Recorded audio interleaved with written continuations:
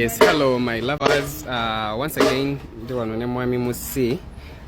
Embozi abasinga mwagitegeera after DNA. Era nga wano wetuli workshop ye wano wakolera awapya we yakagenda.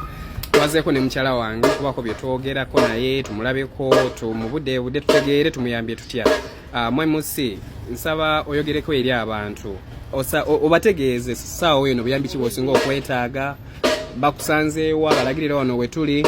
Kyemmanyi gye bali abantu abalina emitima emirungi abandyagadde okubako bwe bakuyamba nga naye tebamanyi bakugjeewa. So yogerako eri abantu otugambe assistance ki gye weetaaga, buyambi ki bwe weetaaga, tulabe engeri gye tuyinza okulaba nga obifuna. Obuyambi bwe neetaaga mbalamusiza abantu mwenna abandaba bikwano neetaaga obuyambi bwammwe sobola okufuna obwenkanya okusookera ddala omutima gwange mukakkane eri omwana wange mbere free mu nsi yange nange nenyumirize mu nsi yange ninatuuka n'okwejjusa lwaki banzala mu Uganda. So nsaba Munnayuganda ali eyo asobola okunyamba anyambe nsobole okufuna obwenkanya eri omwana wange mbere nga ndi free nga nsobola omwana wange ate mu mirimu okuyamba okulaba nga life goes on. Emirimu era mulaba embeera bagamba siriyalesa embeera mugiraba neetaaga akayumba kano kategeeza nfune amasannyalaze ebintu ebimu nkozesa ku mashini nfuneyo ku byalaani kubanga mbikola manual era nga amaliba nga bwogalaba bwegati bisala busazi nenkola ki nendigattanga buli nemasikozeseza ddiba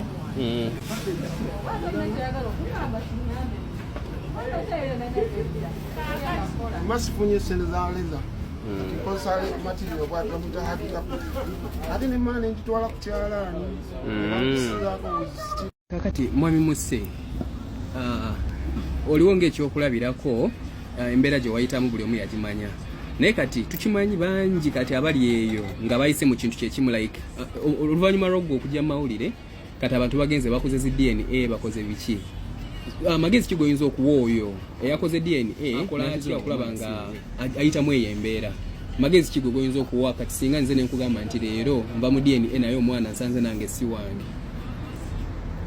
Ekigambo ekyo kizibu muuko kubanga eno ensonga ya mutima. Omuntu ayinza okwogera kyonna nga ali mu bantu we naye waddayo ewaka nganze naddangayo ewaka nentulaawo ntone tuwungula oluusi namukyala wange nampa emmere naye nga siwalakola newoleraawo buli Mukama nanyamba naaba muntu mulamu nga tanyombesa. So ensonga ngaeyo weba ekutuuseeko mu byonna kyoba osooka okulowoozaako mwana tomuteekako bukambi tomuteekerawo mbeera yonna bw'aba nga ategeera ne bw'aba nga tategeera bulungi tugambe nti myaka era 3 kiri kyobadde ng'ojja n'omusitulako at least pretending omusituleko olememu olumya mutima kubanga yaba talina kyamalira si aba yateesa kibeerewo ensobi yonna eba ku mukyala. Nate obubaka bw'olina eri omukyala oyo ali eyo ng'akimanyi bulungi nti omwana nga tanaba kwatulira mwami naye nga mutima amazima agamanyi nti ono omusajja wadde ali kulabirira ono omwana si wuwe. Kigambo ki ky'oyinza ogamba omukyala oyo? Ekintu ekyo omuntu aba tannakikola tannakyogera. Ki ky'oyinza ogamba omukyala yenna ali eyo alaba vidiyo eno nga akimanyi bulungi nti siyinza muwaana nti oba teyagenderera oba kiki ye nga yaba akimanyi teyagenderera olw'ensonga kuzeeyo Katonda emabega ku kyandi. Mukyala wange yansuulira omwana ku myaka 2 nga tayagala kumanya kiki kiddako naye omwana we yaweza emyaka 5 kasina kyamugamba nti mama oyo yakusuula namwe maama akwagala akwezaawo n'ensenyizi zino kati ensaba omukyalo oyo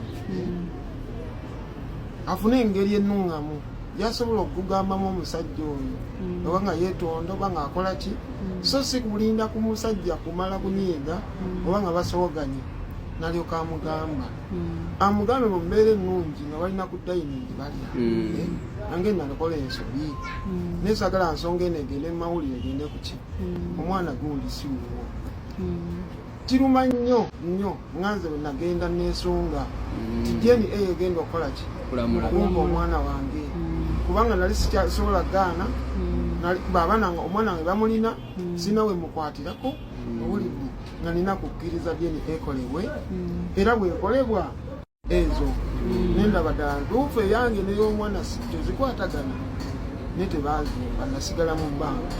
So omwami oyo nze mba musaba kimu kubanga ekyomukyala sakola kitegeeza nga amutwala wa tata naki na maama oyo ye musakneke yagamba oyo ebbaawe ye tata w'omwana. Omanyi bwe kiruma omwana ng'ejjali we watuufu ne bamuzze watali watuufu nga tewali wadde ekikumi kye bamuwadde omusajja oyo n'omusajja n'akwata omwana amuteeka mu famire nga takubidde musajja ki wa mwana gy'abadde kuba waba yabadde ng'amugamba nti omwana abadde waffe naye ate kati sitabadde waffe abadde wa musajja ye namusuula kati wuwo omusajja oyo natakuba ssimu natanoonya ku musajja oyo abalina mwana awo waliwo obuzibu singa saayina mutima gwa bwakatonda nandibadde netta oba nandibadde nkola ekikyamu naye neebaza katonda ankuumira ndi mulamu n'okuntuusa ku bwenkanya kuba kati ndaba ku bwenkanya. Katusabire mwami Musisi tugenda sigala nga tuli naawe tugenda kukyaliranga over and over nga bino wobiyitamu tulina omwami tulwana n'omwami Musisi subira mwena abali ku social media muze mulaba emboozi mulaba ebyokukwatako ebyamutuukako sabe wena alaba vidiyo eno wena engeri gy'oyinza okwagala maybe okujja okumwemitinga in person oba okumuyamba zenga nze tugenda creatinga team tulabe tumuyambe financially asobole okuddamu okukola because yetaaga capital alina talent alina skill amanye okukola ebyamutuukako bingi. Pray for him, he needs prayers, he needs counseling, yetaaga mulambulako, he needs love. So kyonna kyosobola please tugenda teekako enamba ze his personal numbers n'amanya gezireeta gwe wenna alina kyasobola okukola okumuyambako please support him tulabe nga ne bannamateeka abali eyo poliisi authority zonna eziri eyo sobola okuyamba omwami ono okufuna obwenkanya n'omwana gyali okufuna obwenkanya muveeyo mu muyambe afune DNA egibwemu nga bwakyagala tetujja kufacilitatinga addemu alabe omwana nga bwakyetaaga n'omwana addemu alabe ku kyatwegera kula naye Sati kimu bwenkanya omuntu wakata baganye mu mwana situla mwana ne mumujjawo ng'abajjawo obenkota y'entooke okujjako ng'omwami yagambye nti tebana mwana mu kuswala kitegeera nalabirira maama nendabirira olubuto naye paka mu ddwaliro omwana waliwo nti omukyala bamusiba omwana n'eddwaliro dispensary yali ezasabanga abakyala bababiri bagenda kati omwana ne byazaalirako era nze nabyoza nze namwenyigira mukyala wange kimu nansuulira omwana nga tewali nakwesikamu n'akasimu ke nali namugulya n'akalabira yakusuulira n'omwana yansuulira omwana yamusuula alina emyaka ebiri nendabirira muwala wange kwegamba bondi yali nnene ate ne mumuwanga n'amutwala n'awummula n'amuzzaala teyandimukomezaawo munani asituka n'agamba katugende kujjeni byonna babikola okujjukujju omwana amututte amulemeddeko january yali alina okuddiranga teyakomawo omwana agenda nga taata bangabye naye nkima ndimanyangwa nkima kati taata genda otuuka nga bamugjeewo bamujusizza ate nedeni eno taziraba nedeni eno zitaziraba ne poliisi emanyi eyamba probation good reference ate bampa child abuse nga ndi mukuwabantu